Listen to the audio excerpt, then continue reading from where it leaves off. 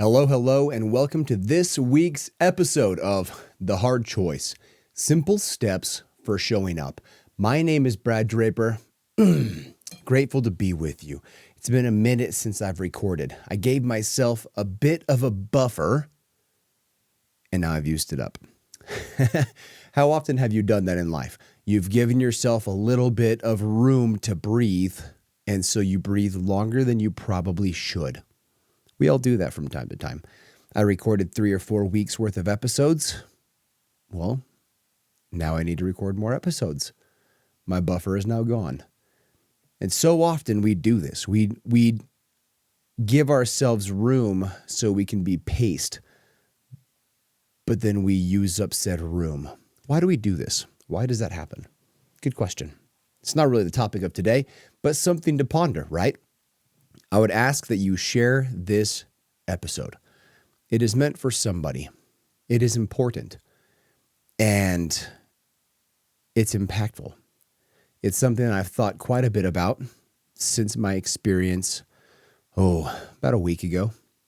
Yeah, a week and a half ago. And I'm so grateful for that experience. But the only way the show grows is if you share it. The only way we reach around and get the message out is by your fingers taking this episode and sharing it with those you love. So without further ado, let's get on that topic. A week and a half ago was my son's last flag football game.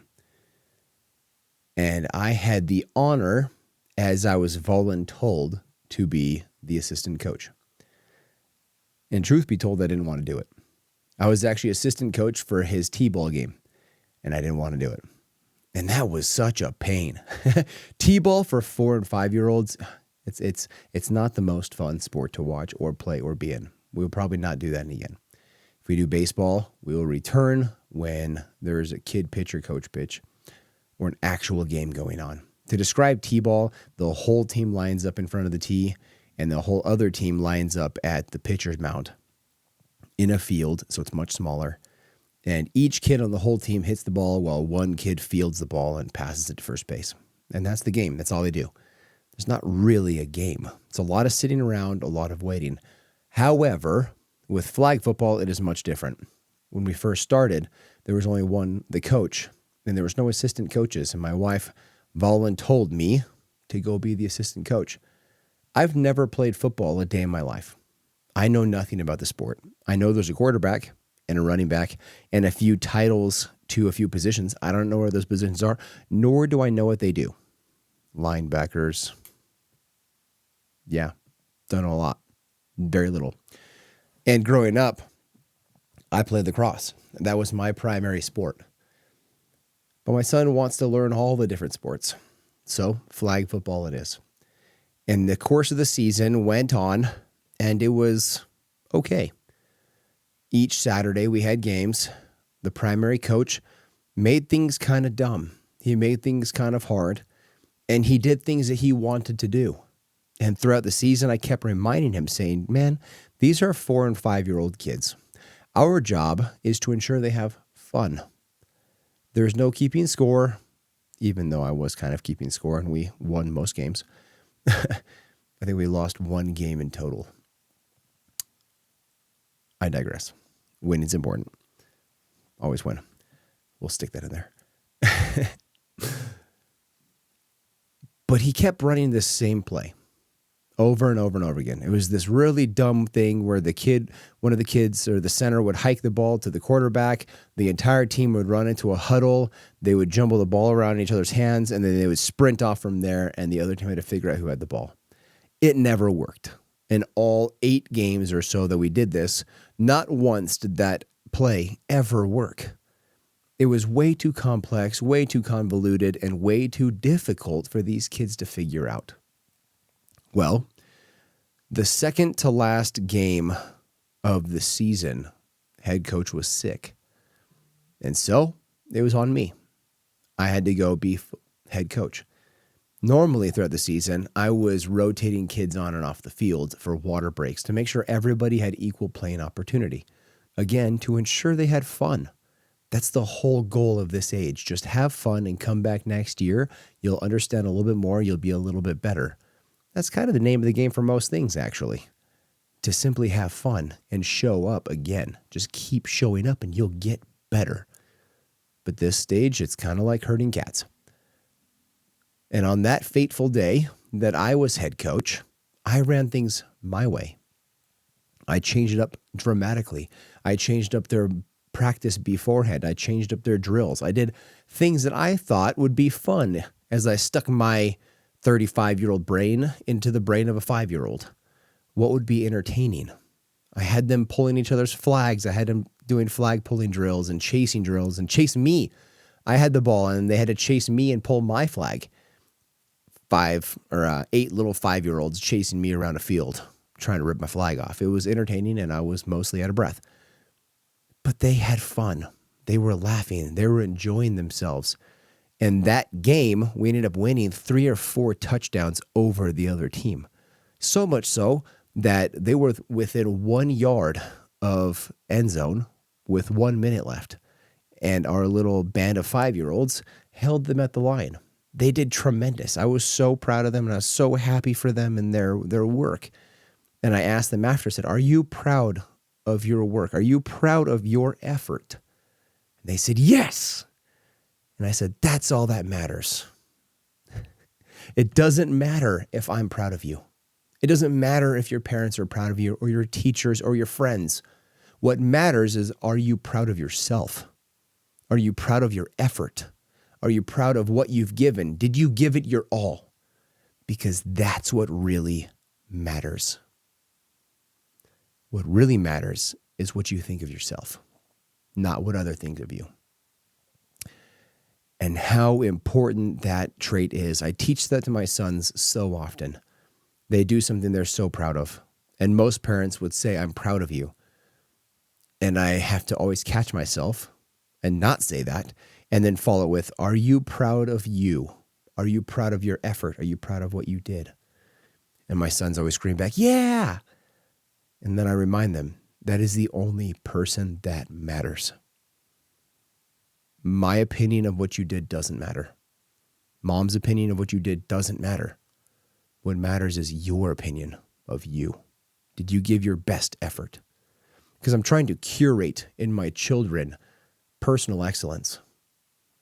Not doing something for other people because they're told to, but doing so because they want to and giving their best effort. So that was the second to last game. And then the last game. We show up. We're running my drills. I told them how we crushed the other team. Every kid had so much fun. All the parents were really happy because most parents were really upset that he kept playing the same dang drill or same dang play and it wasn't working. And he said, okay, we'll warm up the way you warm up. And so we warmed up my way. And the kids had so much fun and game time was supposed to start and we get 5 minutes into game time and I keep looking around and there's not another team. And I finally see 2 refs on the other game.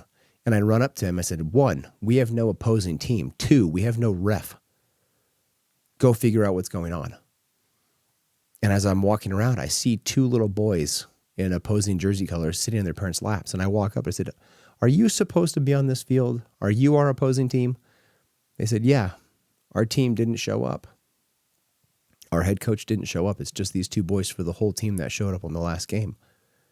We have no one to play. And I said, no worries. We have 8 kids. That puts us to 10. Let's play 5-on-5. Let's go. We'll split our team in half. And so we did that.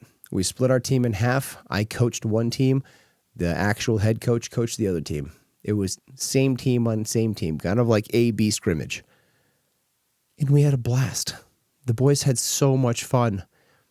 And it was fun to watch these kids. And at the very end, one of the parents walked up to me. I don't know why I'm getting a little emotional about this. Didn't think that would happen. They walked up to me and they said, thank you so much. And this was for one of the kids that came on. She said, thank you so much for allowing my son to play and have fun. He didn't get a play last week because nobody showed up last week either. He just sat in my lap. Thank you for accepting him and letting him play. Just so you know, you have what it takes. You have what it takes to be a good coach. You have what it takes to teach these boys to be men, And I sat back and I thought, I really didn't want to be a coach for this. I wanted to sit back, watch my son have fun, and experience it from the sideline for once. I'm always one of the coaches. I never get to watch my son have fun because I'm always coaching the whole team. I get to watch my son when it's his turn to run the ball and he's running back. He was one of the highest scorers on our team. And that was fun, but I didn't get to experience it from the sidelines. And then it dawned on me. The reason why I didn't want to do it, or the very reason why I didn't want to do it, is the exact reason why I was called to do it. Most times in life, when you really, really want something, you don't always give it your best effort. But when you don't want to do something, but you feel called to it, so you somewhat force yourself to do it, that's when true beauty happens. We have felt that we are to have a third kid. It's not something we want to do, but it still feels like something we're called to do. How often in your life do you avoid something because you don't want to do it, yet you're called?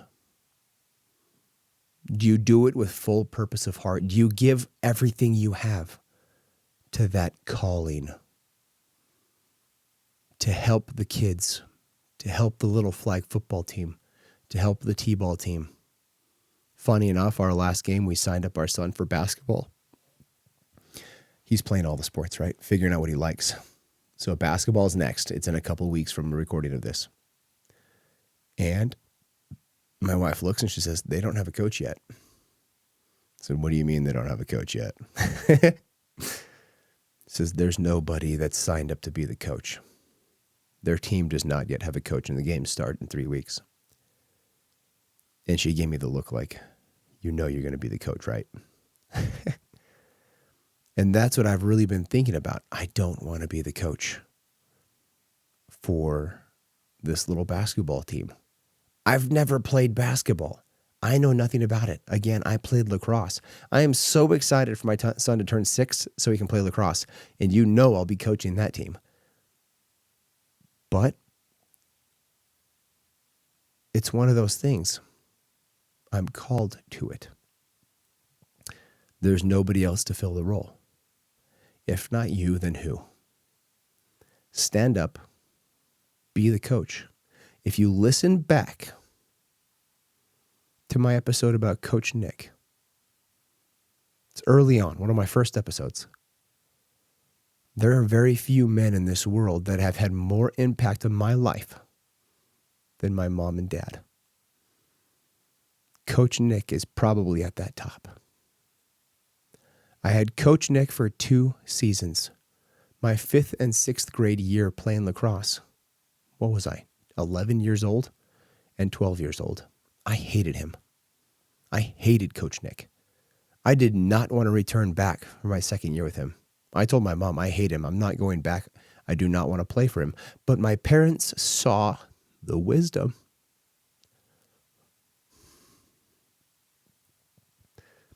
In a man giving his all to push us.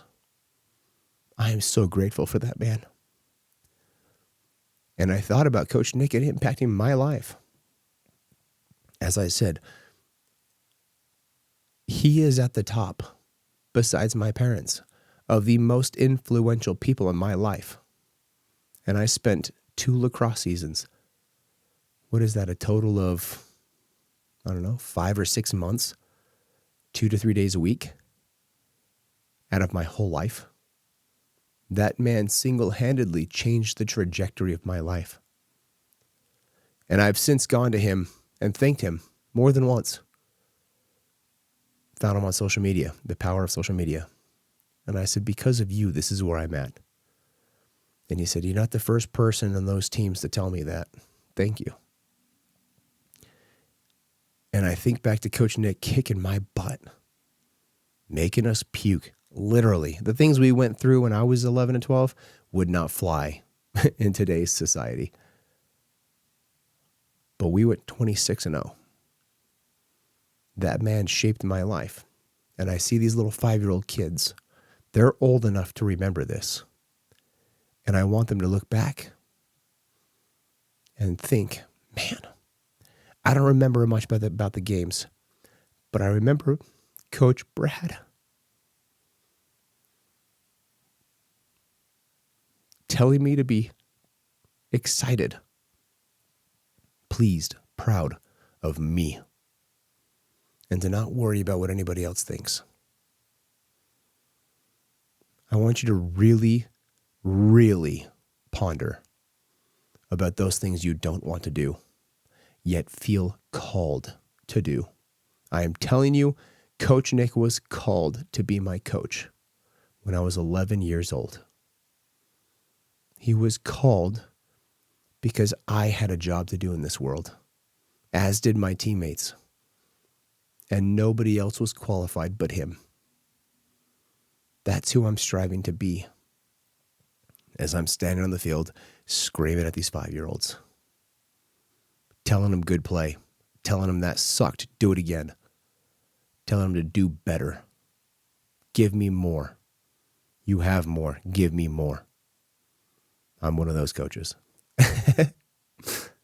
And I'm grateful for that opportunity, especially the ones I don't want to do. But that's what I have for you. Leave me a review. Leave me a comment. You can find me on socials, Mr. Brad Draper. Like this thing, subscribe to it, download it for future listenings. Until next week, I love you guys. Bye.